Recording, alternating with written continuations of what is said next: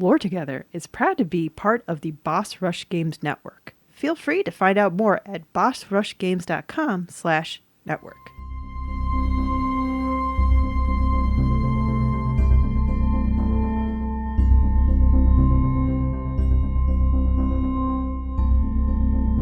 Hi, I'm Sapphy. And I'm Mystic. And this is Lore Together. This is the podcast where a husband and wife team go over all the storytelling, world building, and characters of video games. Because it's what we like to do together. We lore together. Yep, and this is episode 126. Hey! Thanks for being here with us in this new age we find ourselves in. And that's all I'm going to say about it. It's the Dragon Age, right? Mystic, use your announcements. Before we get into the episode, if you'd like to contact us, you can do that in many different ways. Instagram, Blue Sky, Mastodon, Reddit, YouTube, Steam, and Discord down in the description below. Kind of. I mean, the Discord link just leads you to Boss Rush Games, but we're in that Discord. Mm-hmm. You can also contact us by going to our website, loretogether.com, where you can find links to all those things as well. Or through email at loretogether@gmail.com. If you like to support the podcast, and we hope that you do, there's two ways you can do that. First is 5 stars, thumbs up, wherever you're listening. We appreciate your good reviews. The other way is through Patreon at patreon.com/loretogether, where you can pay a per episode pledge to get early access to episodes, exclusive access to Let's Plays, voting rights in public Let's Plays, as well as the ability to, well, nobody's asked us a question through our Patreon in a while, but that's also a thing you can do. As well as voting for our various Let's Plays and what games we'll be covering in the future. Yes. And we thank our patrons for all the support they've given us over the years. We're very happy to keep doing this with you, and we want to keep, moving on ahead and giving you what you like. And we love hanging out with you guys when you join us in our live streams and stuff. But that's enough of that, because usually now I would turn this over to Mystic, but Mystic has kind of insinuated already that this is not an episode for him. So I know vaguely what you're covering, and of course I have played all the Dragon Age games up to Veilguard. Yes. You have played more Veilguard than I have. Yes. But when it comes to the select choices that they have put into Veilguard... Yes. I do not know how any of those play out, or if they do, but I barely remember what the choices even were, or what my choices were when I played Inquisition. So yeah, I kind of wanted to do this episode for the people who might be new to Dragon Age via Veilguard. It has been a 10-year gap between Dragon Age Inquisition to Dragon Age to Veilguard. In between that time, Mystic and I got engaged, got married, moved twice, had a child, survived a pandemic, and have felt that our country was crumbling around us twice now. So, whether or not that's true, we'll see if that's happening. But regardless, we've been through a lot since the last Inquisition. Since the Inquisition. Yeah, actually, how apt. So we've been through a lot since 10 years ago, when we had Dragon Age Inquisition, to now Dragon Age the Veilguard, which also as a game is happening 10 years after Inquisition happens. And you can tell when you see certain cameos that they lean into the fact that, yeah, it's not that they're no longer themselves, but people have aged. People look very different. Now, are we going to be spoiling anything for Veilguard? We're going to try to keep this as spoilers free as possible when it comes to Veilguard, because the focus is really going to be on Inquisition. Its influence on the Veilguard is inescapable. We have to remember that when BioWare was working on this game, they originally called it Dragon Age the Dread Wolf, which is entirely a response to Trespasser, the DLC that took place 2 years after the end of Inquisition, and also it's referencing a character that was throughout all of Inquisition, building off to history that was there. Which we've covered in previous episodes. It's it's always been interesting because as much as your choices carry over from game to game, even if you had to do it through the tapestry that we had before, the Dragon Age games were not as linearly, I don't even know if I said that right. The linear connection between the Dragon Age games was not as one-to-one as it is now. So you had Dragon Age Origins, which was about the Blight, which was something that happens every few centuries and had a tradition, and hence why the Grey Wardens were a thing. You then had Dragon Age 2, which was basically just about this crazy time in a city-state called Kirkwall, and you happen to be playing the main character of that story.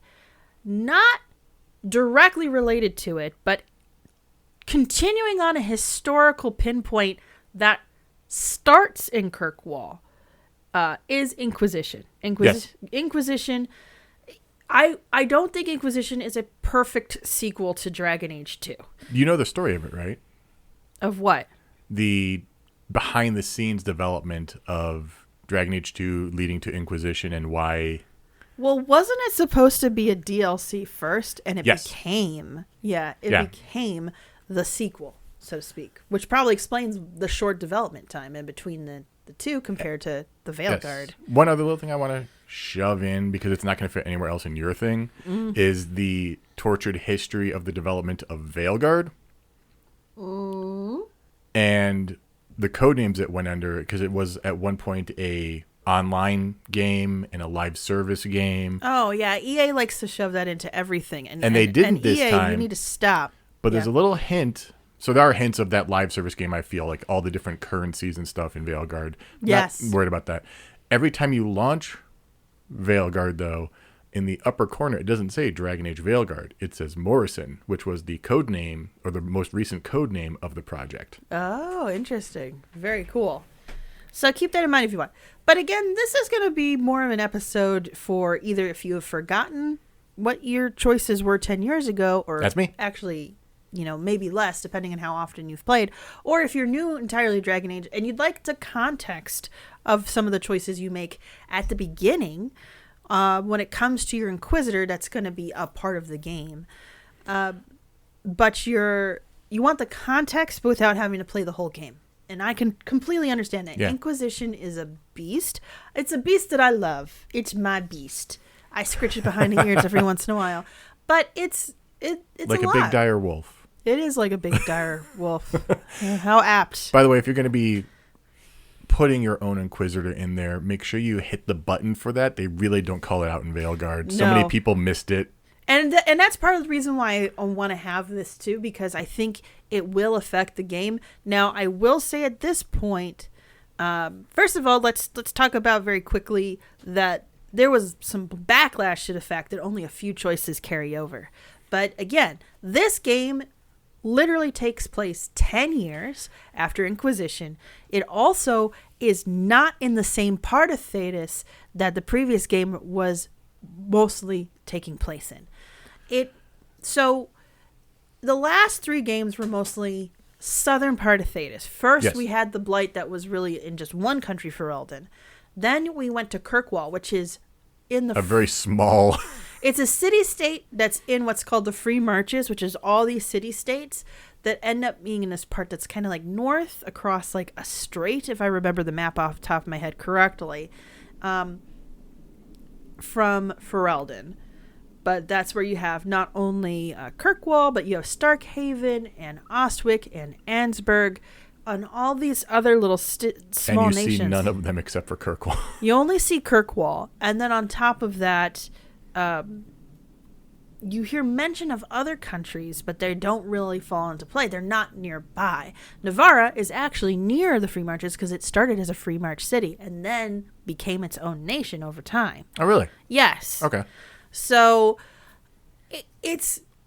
so we were there. And then in Inquisition, you are then back a little bit further south from where Kirkwall is, in Ferelden and Orlais, the neighboring country that tried to conquer it not too long ago, when you think about the span of history. So we've been in southern Thedas for such a long time.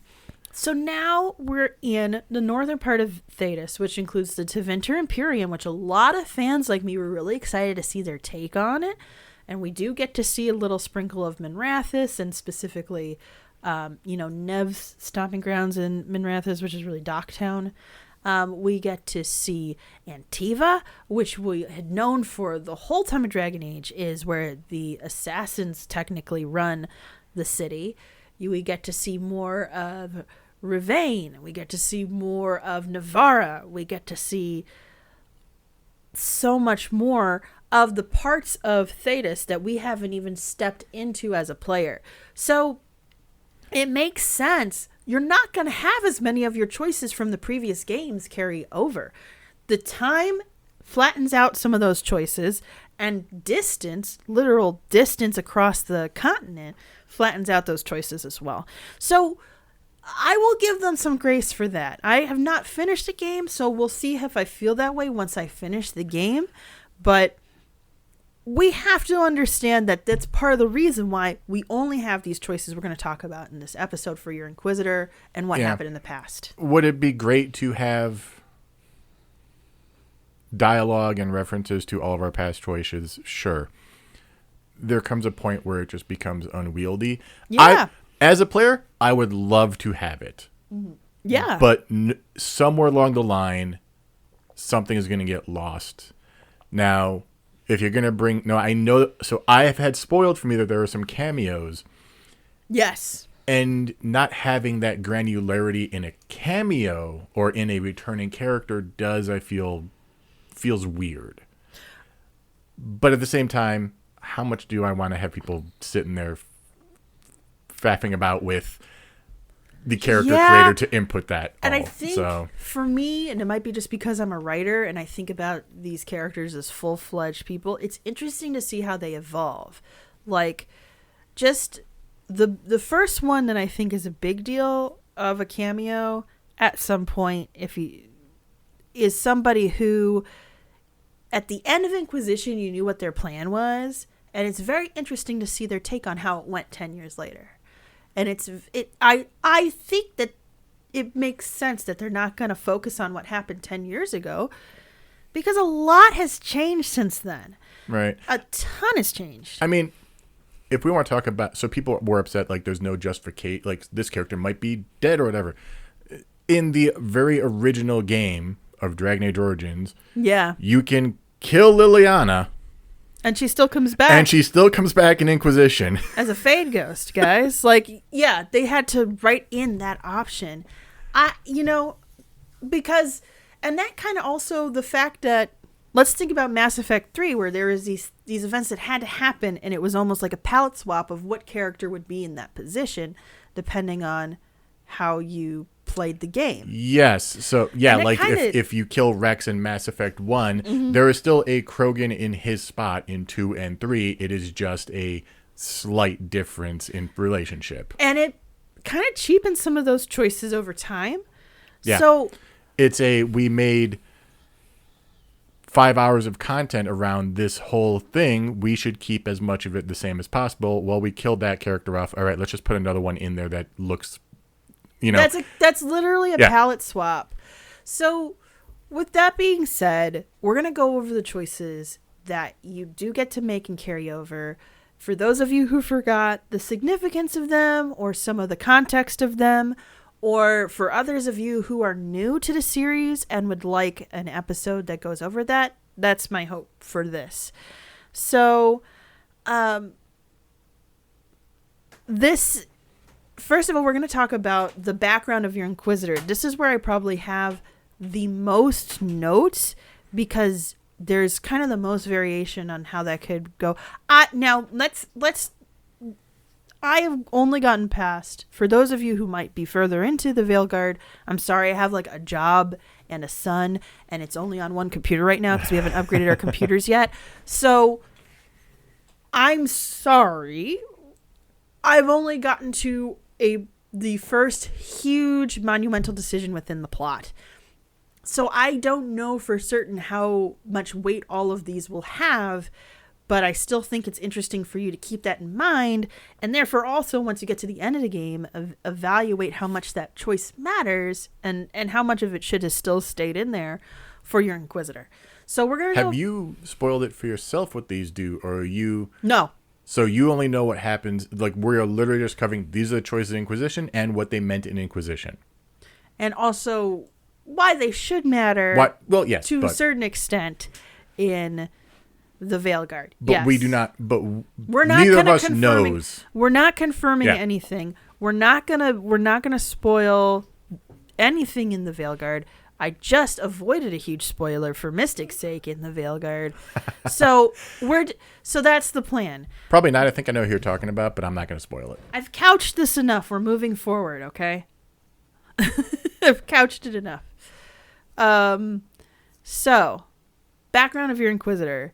The biggest choices are tied to whether your Inquisitor is a human, an elf, a dwarf, or a Canary. And we're going to start with the humans. Because it's so funny, they claim they wrote the story assuming that most perspectives would be a human fighter. And in a bit, I'm going to tell you why, if you haven't played Inquisition, why that's bollocks. Like, I just refuse to believe it. Like, it doesn't make any sense. So... No. It doesn't make any sense. They were like, oh, we've thought most people are human fighters, so that was the perspective we wrote. It's like, no, you did not. There's no way. If that was their perspective going in, then they did a lot of changes. Yeah. So for humans, regardless if you chose to be a mage, a rogue, or a warrior, you are from the prominent Trevelyan family from Ostwick. So Ostwick is a city-state found in the Free Marches, as I mentioned before, the collection of independent cities who govern themselves. That's north of Ferelden, across the strait. Dragon Age 2 took place in Kirkwall, like we mentioned. And Kirkwall is actually southwest of Ostwick, following the Vimark mountain range. If your Trevelyan was a warrior or a rogue, the Inquisitor was sent as the youngest child of Ban Trevelyan to help with an older relative support of the Church of Andraste, which we have mentioned before is the prevailing faith across humans and Thedas, with one huge schism between Tevinter and the rest of Thedas. Wait a minute. I thought the banner, not the banner, the ban, the BANN. Yes. Right? I thought that was a Ferelden term, but Ostwick is part of the Free Marchers, right? Each Free March city-state, from what I can gather, and I probably should read a little bit more, but from what I can gather, they have their own feudal-type system based on European structures. Okay. So you can still have a ban. Okay, so they probably just either they took the term or it was... Yeah. Yeah, okay. Yeah, just think of it. There's all these formal structures for lords and stuff, and I feel like in a lot of fantasy, because it leans, very much Western feudalism heavy, that they just take something that sounds official and they're like, okay. Sare. Yeah. So the Church of Andraste, again, is pretty much the expected religion amongst most humans in Thedas. This young Trevelyan was expected to help this alluded to relative at the Conclave, the thing that blows up at the title screen and creates the breach in Inquisition. Like, literally, if you start a new game, you see the breach being created with the huge explosion. It's a great way, too. It's part of your start menu.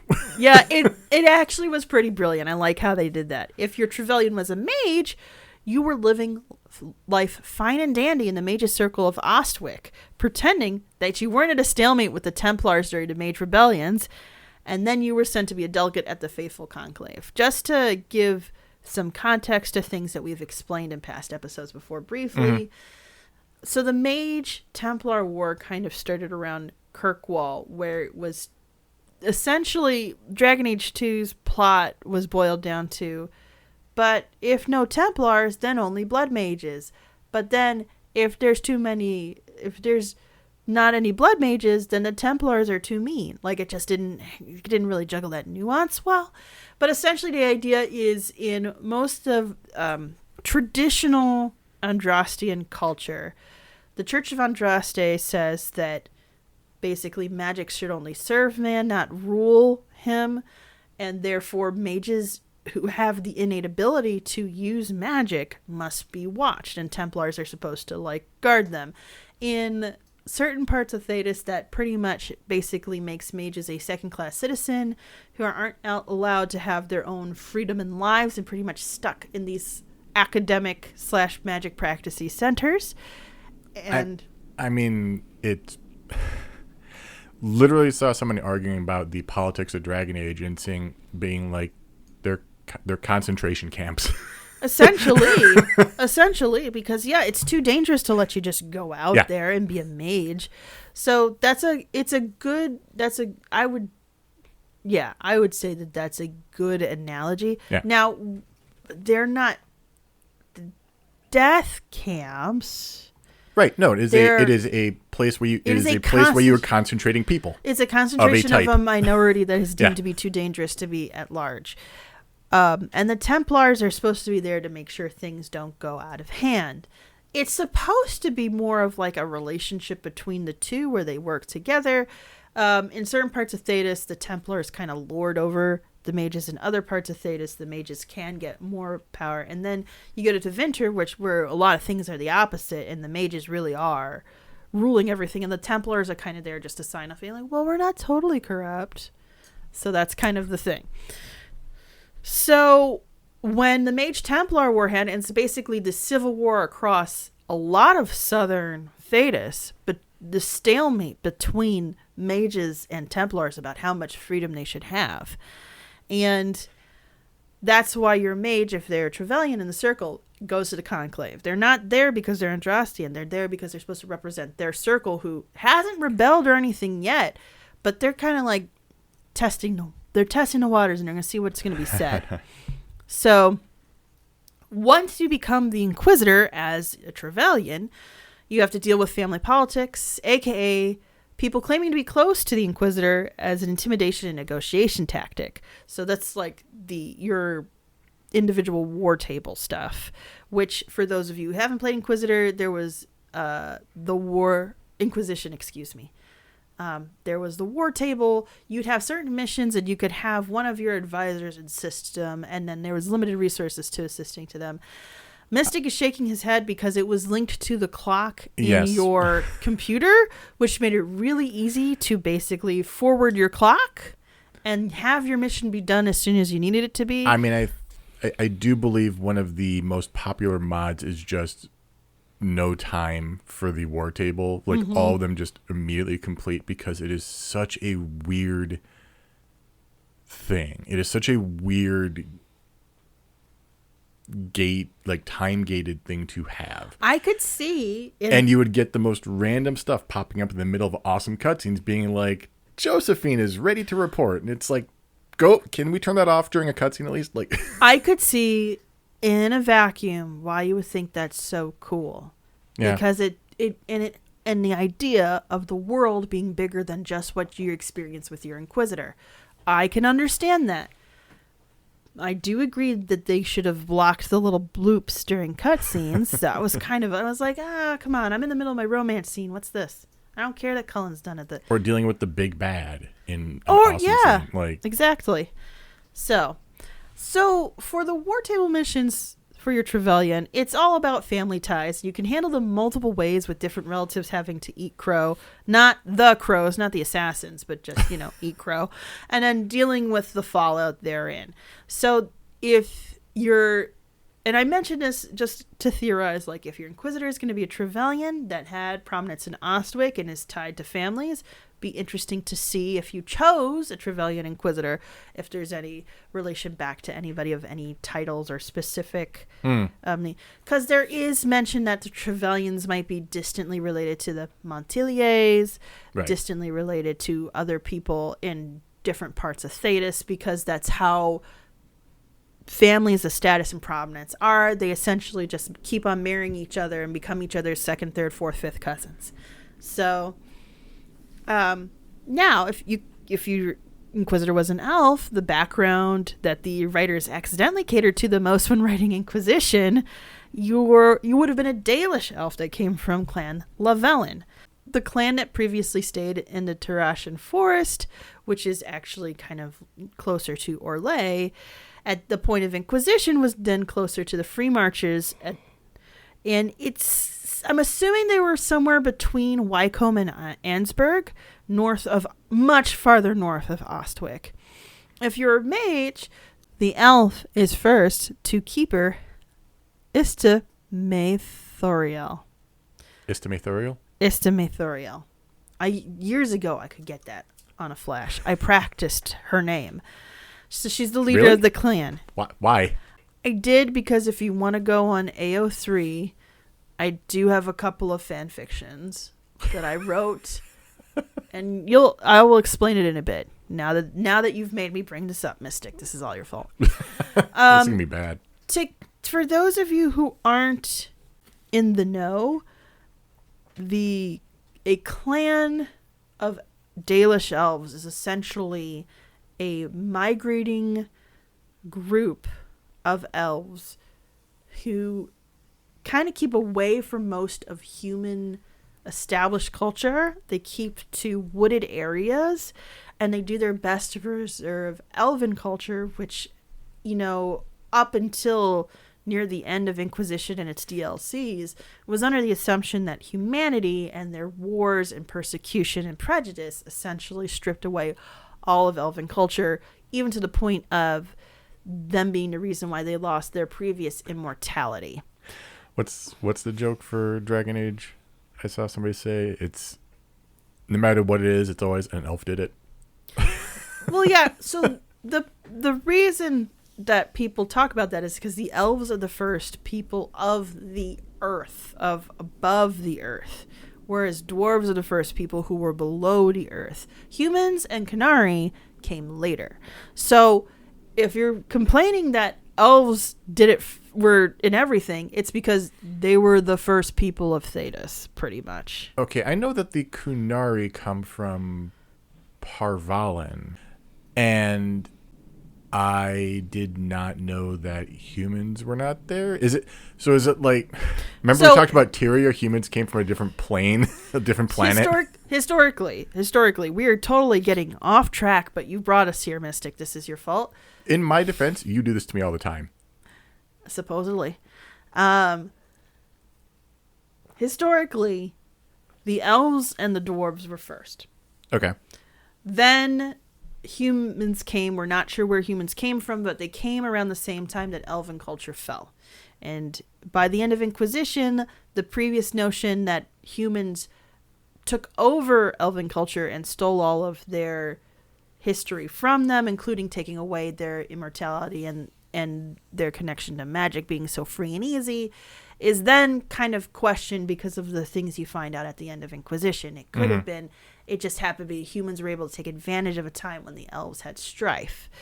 Either way, elves are now kind of this strange minority status where either they're part of these migrating clans that meet like once every 10 years and try to share culture and are researching each other and trying to keep what they have of themselves alive, or you have the elves that try to or are born into human culture, and depending on where they're from, it's anywhere from just being second-class citizens in their own alienages to literally being enslaved. Right. So, but yeah, historically, elves were first, dwarves probably around the same time, then humans came, and then out of nowhere, supposedly, the Qunari came from up north, down south, to Parvolan. So, that's how the appearance of the races on Thedas that we talk about the most. I don't think there's any other races that actually there. So yeah, those the Avar. Those are humans. I thought they were okay. I thought they were just their own big race of people. Okay, like race of big the people, Avar are a group of clan-like mountain roaming humans. Okay, I'm sorry that Mystic. So here's the problem. Mystic keeps thinking of Dragon Age in some of the same ways that the Elder Scrolls world is established. A lot of these little itty bitty pockets of culture. But Thedas is actually, first of all, not actually all of the... It establishes that Thedas that we know is not everything. Oh, okay. That's good. Yeah, and then also... It's much more focused on the four races that we know that we've been following since Origins. So let's get back to the elves. We have meandered so far. So if you were a mage elf, you were the first to the keeper. So the keeper is always a mage in elven clans. Then they have their first and their second. Basically, first in command, second in command. Because the idea is that if you're able to have magic, you're somewhere more in tune with what was, the previous artifacts before the elves fell and things like that. It's kind of respect for that. In Inquisition, you find out once there's a first and a second, they don't let there be a third. You can only have so many mages in a clan. And you're out. There are good and bad ways this is handled. You could be sent to a clan who has space for another mage or needs a first or a second. Or you could just be left in the woods once your magic happens and fend for yourself. Yeah. So that is actually the magic advisor you get in Inquisition, who's looking over magic artifacts, is with the circle because of the fact that the Dalish abandoned her. Oh, okay. Yeah. So that was like, oh, that's yikes. So anyway, but if you chose to be a warrior or rogue elf, you were still of Clan Lavellan, but you were just a hunter. And either way, any one of those three, still part of the clan, were asked to go to the conclave to spy on what's going on because the keeper was convinced that something big was going to happen that was going to affect all elves across all of Thedas. Well, they're right. She was right. She was, how unfortunately right she was. Really, honestly. Now, going to the war table options, there's a point where Clan Lavellan is being used as the scapegoat for a plague, specifically from Wycombe, and the Elf Inquisitor will be asked to help them. This could end great if you respond with the correct force. However, if your response is too passive or you make the wrong choice at the wrong time, the clan will be lost. Probably one of the most tragic war table missions you can genuinely mess up. In fact, it is so bad. That is why I wrote my fan fiction. My canon mage elf Lavellan made the wrong choices and her clan was gone. And I was like, how does she cope with this? And then after I played Trespasser, I had this idea of why she made the choices she did. And so I wrote some fan fiction about it. So fair enough. I kind of hate the fact that the elves get the worst outcome if you mess up their, because like the rest of them you see, like you can bungle them, but they're not that bad. This one is like horrific. Like literally it's essentially the murder of a culture because they were a convenient scapegoat and you made the wrong choice. And I don't know, I think it just speaks to the horrible situation that elves find themselves in Inquisition. I don't know if it's just there to highlight that or if it's just they didn't think to balance out like maybe we shouldn't make it be so awful. Like losing your whole clan. When we talk about whole clan, this is a group of like 50 or 60 people you've grown up with. It's a small town that you've traveled with. Yeah. So I don't know. It just boggles the mind because you'll hear the other war table missions and you'll be like, why? So, okay, next we're going to go to the background for Inquisitor Kadash, the dwarf option. Only able to be a rogue or a warrior because dwarves do not access magic in this world. This Inquisitor is actually from House Kadash, a casteless dwarf family. Centuries ago, they were a prominent warrior house in Orzammar. In fact, when golems were still being created, House Kadash had many volunteer to become golems, including the sole woman volunteer, Shale, who is the golem awoken in Dragon Age Origins through DLC. Right. Very good DLC, by the way. Yes. Fantastic story. Now the surf-dwelling Kadash family serve the black market dealings of the Carta, a dwarven gang who are known for smuggling lyrium across Thedas, among other things. This is why the Kadash that becomes the Inquisitor was at the Conclave, spying to see how this would affect the demand for lyrium.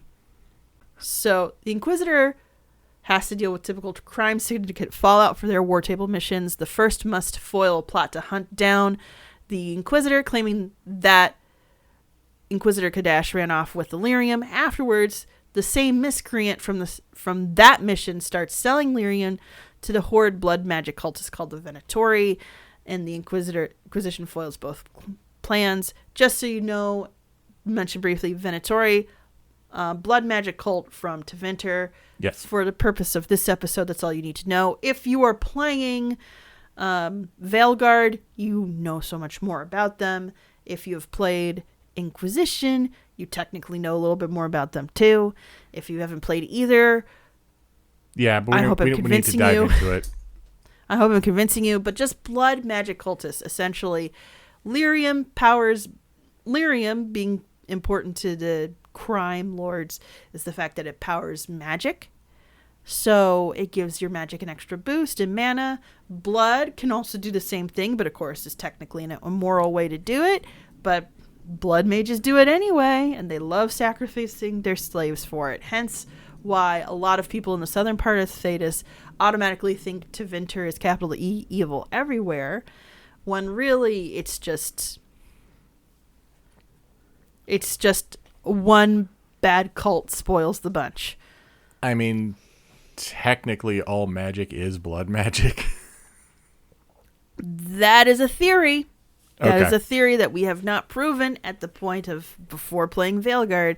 That is my personal theory. I know I'm not the only one who thinks it, but I know we referenced that in a previous episode. yeah, in like the first It's one of our mini episodes. one of our mini episodes that we let out to the public. I talk about my theory of lyrium. So anyway, I think it's a good one. I think it's a great one. That's all I'm going to say about it. I think it's a great one, but I need to play more of Veilguard before I say more about it. Finally, you could choose a Qunari Inquisitor Adar, regardless of your class chosen. So you could be a mage, you could be a warrior, or a rogue. All were Talvashoth or Qunari that opposed the Khun. So Qunari, if you're completely new to Dragon Age, yes, tall, gray-skinned, horned dudes. And they're called the Qunari, but in theory you can call them the Kosith, since all followers of the Khun are Qunari, regardless of what race they are. But this gets complicated in the world. So if you just say Qunari, people more expect the tall, gray-skinned people with horns, more than just any old follower of the Khun, which is their religious text, kind of more of like a Confucius idea of how to structure society. Yeah. And in fact, you'll see in the Veilguard what happens when people question the reliability of that after being in the Khun for generations. Regardless, your Inquisitor Adar is a mercenary for the Valos Kos. Just a group of mercenaries that are mostly Qunari from, I think from the Stormcoast or Ravine. I'm sorry, I totally didn't write that down. So they're a mercenary for Valos Kos, and one that was hired to keep peace at the Conclave as a bodyguard. Well, that Conclave still became explosive, so it didn't really work out that well. Adar as Inquisitor gets word that some fellow mercenaries were captured by radical humans, thinking that the Inquisitor was trying to convert people to the Khun. So one thing I can see that. Yeah. One thing that happens when you become the Inquisitor, because of the context of when you get the mark on your hand that gives you the cool powers gameplay wise, is that they believe it makes you the Herald of Andraste. So you're immediately tied to Andrastian theology. Mm-hmm. But the most prejudice you get for that is if you're a Qunari, because you're automatically believed to be counter to that. Elven gods are kind of like, oh, that cute mythology that you respect. That's so nice. It's not the same, like, it's not seen the same way as the Qunari, because the Khun kind of drives the Qunari that come from up north to convert people to the Khun, because they believe it's the best way to structure your society. So they do. So it's perceived in this prejudicial way of like, well, there's no way this isn't just a big plot to get us all to follow the Khun and change our way of life entirely. So that's why your war table option goes like this. Despite the Inquisitor being called the Herald of Andraste, this continues. So in the war table options, they can save some, but not all of their fellow mercs in their missions that they're given regarding this. I think these backgrounds are interesting to point out in the sense that they're not too heavily tied to any places visited prior to Inquisition, and now are also not tied to the main places Rook's adventure goes. Well, other than the Fade, but everybody ends up in the Fade at one point or another in those games. Oh, man. It's more fun in the subsequent games, but in Origins, going to the Fade was a slog. Yeah. Going into Fade is supposed to be like going into a dream. And in the rest of the games, they got that balance of it being mysterious and, something that changes with the winds and is kind of based on emotional whims. And Origins was kind of like, did you ever have a dream where you woke up and you were just like, why was I dancing with a toilet seat on my head while I was kissing a rubber duck? Like, that's the feeling after you get out of the Fade in Origins. It's just completely confusing. It also loses that awesome aspect that you do get in the later games where it feels like a more alien, it does subconscious landscape. And in Dragon Age Origins, it's just more or less the normal gameplay looking world. It just has a filter over it. Yes, exactly. So regardless, going back to the point at hand, there's a lot of references to places that we haven't been to before and also that we're not going to now. Right. So we'll get a little hint of what those areas have changed with the Inquisitor when they do their inevitable cameo in the background. Right. Like what they've been going on and if it's tied to what they've been doing before. Next, you're asked of who your Inquisitor romanced in the last game. There are limitations on romancing that are gated due to characters in Inquisition having race and gender preferences. I don't want to go through all of the options of who you could have romanced, especially since I think there's only one where it matters. And in fact, the rest of these choices really about how strong Solus's efforts will be by the time you encounter him in the Veilguard. And that's the one romance that I think will matter the most. I'm only just obtained all my members in Veilguard, as I just mentioned before. We just got passed through the first big choice. But I have seen some cameos of fan favorites, which include people that were romanced in the previous games. Some of those cameos would possibly hint at some changes if romanced by the Inquisitor. And then there's Pride. Solus, the quiet, mysterious, intellectual, captured a lot of hearts back in the day and was only a available option if you were an elf woman. That romance at first was heartbreak.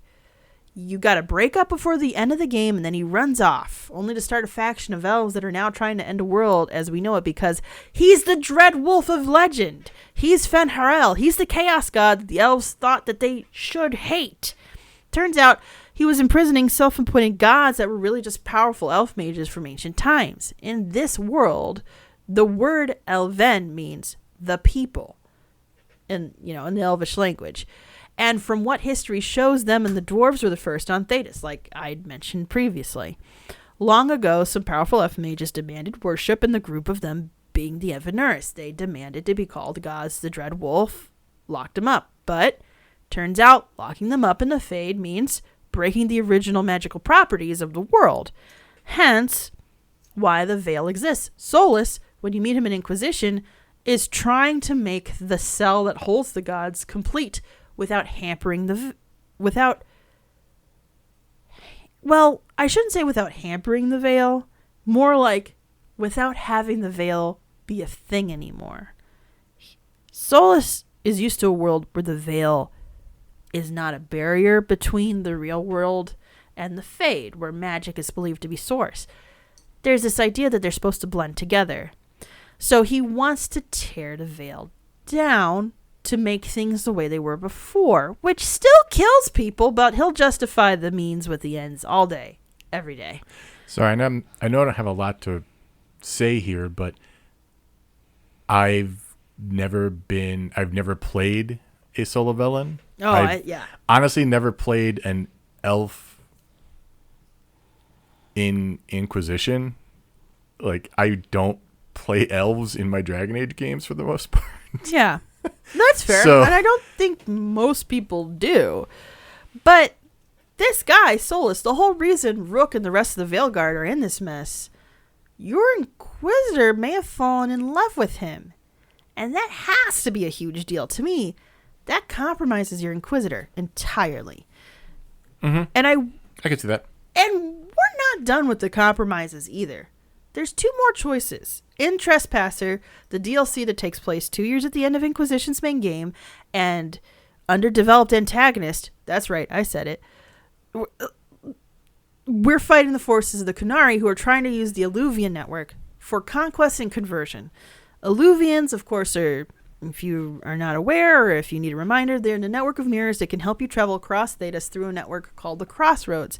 FYI, the Crossroads is supposed to be for Elvens primarily. Most other races just feel off when they travel through them, like it's unnatural. It also doesn't look as beautiful or splendid as it should. The Qunari get wind of the Crossroads and the network through the Alluvians and go, hey, let's convert people with this. We can conquer lands easily if we can sneak up on them. Yeah. So while the Inquisition is deliberating with dignitaries on whether they should still exist, because they're this huge mess of people now who gathered, solved the problem, and the rest of the world's like, you're the next invading army if we don't do something about you. That problem is done. You're the next problem. Yeah, exactly. It's kind of like Mass Effect, where raise up the Krogan to fight the Rachni. Oh, guess what? Now the Krogan are a problem. Yeah, the Inquisition's a little different in the sense of... It is, but problems beget more problems. Yeah, exactly. I would say it's definitely different because it's not a race of people. It's more just a banded organization. They're Right. all unified under one figurehead, which is the Inquisitor. So that's still a problem. So while you're explaining to these dignitaries, why you shouldn't be a threat and what the future should look like, the Qunari are starting to do this huge attack and are attacking while you're in the midst of being all formal in your fancy suits and stuff. And while this is going down, the Inquisitor's marked hand, the thing that got them in this mess in the first place, is starting to cause pain and awfulness to the point that they think that they could die. So, you fight the Qunari and all the other forces. You get to the end and get to the point where there's word of finding Solus again. Good or bad thing, depending on your point of view. You confront him as your hand is attempting to rebel against your body on a magical quantum level, and at that moment you decide. Are you hoping to save Solus from himself? Or are you going to end him regardless? You can choose to redeem him, thinking that he can't be all bad, even though he's on his way to ending the world as we know it. You can choose that he's too dangerous and decide that there's no path to redemption. And that will shape the Inquisitor's work, or at least, I think, in the 8 years in between Trespasser's End and Veilguard's beginning. It should. It Right. should shape what the goal is. And I will say whichever one you choose shapes how Varric's intro is. Because there's a point where Varric, if you read... Oh, does it? Okay. There's a codex entry that kind of says, like, the Inquisitor thinks blah. And kind of Varric is kind of like, you're the cheerleader for the Inquisitor, just like they're the cheerleader for Rook. And it's like, that sounds good to me. I really should read more codex entries in Veilguard. I have not read any yet. Codex entries are fascinating, by the way. Are they voiced? No. I still miss that. I really wish they were like the ones in Mass Effect. No, I don't. I like them the way they are, because if they were voiced, there's too many different... There's a lot of notes where people are writing either to each other or like That's you get true. the main note and Yeah. then somebody responds and then somebody else responds to that. I don't think you would know Brother that. Jenna TV says. Yeah. Finally, after you lose your hand, Solus leaves you behind. And if you're in Solavellan hell, as we like to call it, Never. he gives you one last kiss goodbye and then leaves you there without your hand, with just in the middle of the crossroads, like, sorry, gotta do this now, gonna change the whole world as you know it, bye. You have to then go back to all those fussy dignitaries and you propose the evolution of the Inquisition. There's a danger that if the Inquisition exists in any way, Solus's agents that help his agenda remain within and can still influence the rest of Thedas. You can understand the danger, but still exist as a peacekeeping venture. Or you can dissolve the Inquisition and reduce the threat of Solus while possibly reducing the good that the Inquisition can still provide. Mm-hmm. Like, if you decide to keep the Inquisition as a peacekeeping mission, Lace Harding still talks about, having been a part of it for even longer. Right. So, I offer this for people who haven't played a game before but want a bit more context. I don't know entirely how much it weighs it gives, as I said before. I do want to come back and talk about this once I finish the game, because I do wonder, and it'd be interesting to see how development went, if you end up... So I'll say this is what my canon Inquisitor did. Elf mage woman fell in love with Solus. She decided she wanted to redeem him, and also decided to keep the Inquisition together as a peacekeeping mission. Those are all basically hard mode for Rook. Yeah. Like, am I making the game more difficult, or is there going to be balanced out in some other way because it's been of 10 that? years. 8 years. 8 years, yeah. And like, at the end of Trespasser, I should say, it is suggested that if your Solus Mancers wants to redeem Solus, they still have dreams of a wandering wolf looking at them through a dark forest. Ugh. So he still feels connected to you. I think it's going to be very interesting to see how this plays out, because the problem is Solus admits that he almost stopped doing everything because he fell in love with Lavellen. Like, if you're a Solus Mancer, he admits to you, I almost decided to stop. You almost stopped me, and I broke up with you because I would have had to stop for you. So there is something in there where potentially he could be convinced. I don't think it has to be romantic love, but I think he could be convinced to not destroy everything to what he thinks the world needs to look like. But I don't know. Is that possible? Would Lavellen work in this way? Or are you making it harder for your Rook in the long run, and now there's like an extra boss fight because you've just made it that much easier for Fenharel's Agents to wreak havoc across Thetis? Like, I'm fascinated. It's just one dialogue change, that's it. I don't think they'll do it like that. I think they'll be better. They don't. I think they'll do it a little bit better. But it'll be very interesting, and I think it'll also change how much your Rook trusts your Inquisitor once you finally meet them. Because so in Inquisition, your Inquisitor ended up meeting your Hawk. And it's kind of like this this recognition of like incredible person meets incredible person. And one incredible person's like, yeah, I hid away. I was tired of everything. Like, I was like, I get caught in the middle of all these messes, and I was tired of cleaning them up. So I just took a break and told people to leave me alone. Respect. And to which the Inquisitor kind of understands that and kind of and knows, like, you can't always be the hero all the time. It'll be interesting to see if your Rook can have an adversarial relationship with your Inquisitor, or is there situations where they might automatically become besties? I mean, I'm playing in this playthrough, I'm playing an elf Rook, but the way I'm playing this Rook, I don't think she's going to like my Inquisitor. I think she's going to resent her and say, how dare you do this to us? I couldn't remember what my canon Inquisitor was. Oh, okay. I think I picked human. You did a human. I remember you did a human. I think you were a mage, and the funny thing is, in Inquisition, you can also claim to be an atheist. Yes. If you're a human mage. I think I did for that character, too. But character? I had 4 or 5 Inquisitors, so I don't remember which one was my favorite. Oh, yeah. So. I have a favorite. I had my favorite. But yeah. Maybe the female Adar, just so that my female Adar hooked up with Sarah, which just led to some of the dumbest lines from Vivian. So. Oh, so good. So good. Inquisition's still a fun game if you decide to play it. I do, on hindsight, agree that everybody looks like porcelain, but other than that, it's a fun game. It's a good game. And it's a great game. The whole series is good. Yeah, overall, the whole series is good and worth playing. The universe itself, very deep, very rich, doing a lot of cool new things with the ideas of traditional Western fantasy via the Tolkien lineage aesthetic, however you want to say it.